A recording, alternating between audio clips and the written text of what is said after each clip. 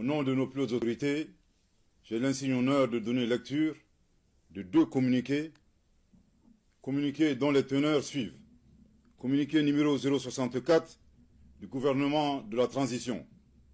Le gouvernement de la transition constate avec une vive préoccupation une multiplication d'actes inamicaux, de cas d'hostilité et d'ingérence dans les affaires intérieures du Mali par les autorités de la République algérienne, démocratique et populaire. Toutes choses portant atteinte à la sécurité nationale et à la souveraineté du Mali. Au nombre de ces cas que nous condamnons figure, entre autres, 1. L'imposition d'un délai de transition aux autorités maliennes de manière unilatérale. 2.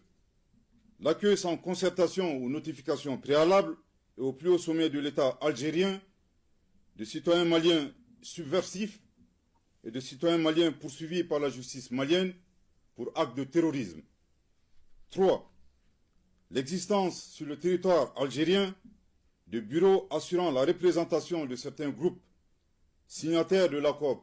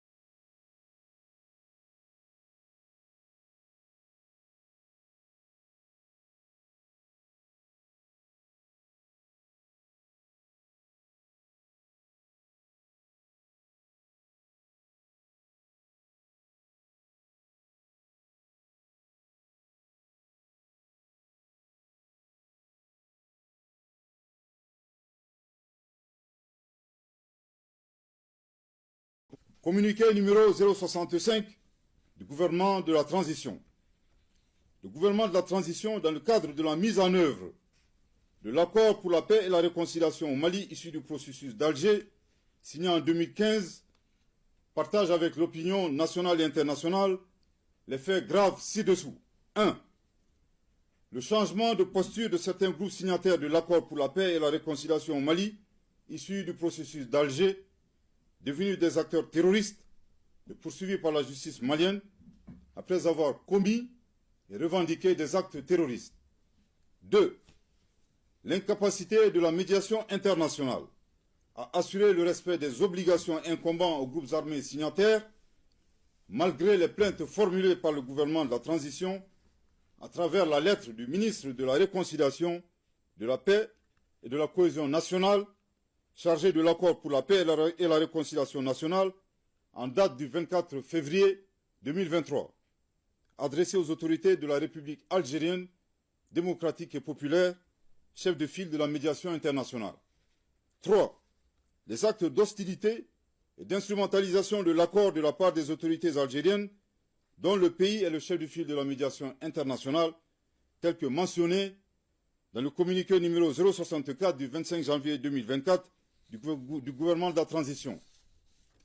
Au regard de ces faits suffisamment graves précités, le gouvernement de la transition constate l'inapplicabilité absolue de l'accord pour la paix et la réconciliation au Mali issu du processus d'Alger, signé en 2015, et par conséquent annonce sa fin avec effet immédiat.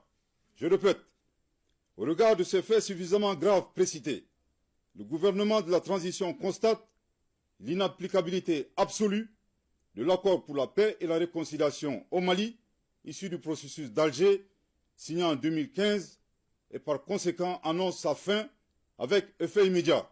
Je répète pour une dernière fois.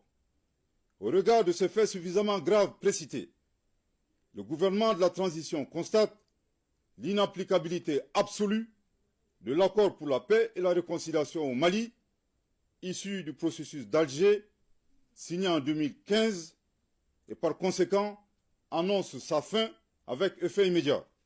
Le gouvernement de la transition rassure de sa volonté à œuvrer pour le règlement pacifique de la crise malienne en tirant les enseignements des accords précédents et en consolidant leurs acquis.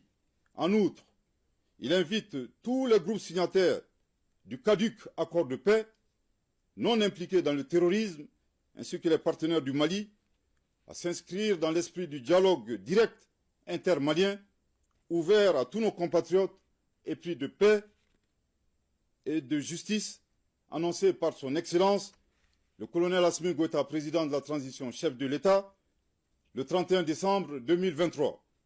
Le gouvernement de la transition saisit cette occasion pour appeler les Maliens à renforcer la cohésion nationale et à promouvoir le dialogue et la paix. Que Dieu bénisse le Mali et préserve les Maliens, fait à Bamako le 25 janvier 2024. Merci de votre très aimable attention.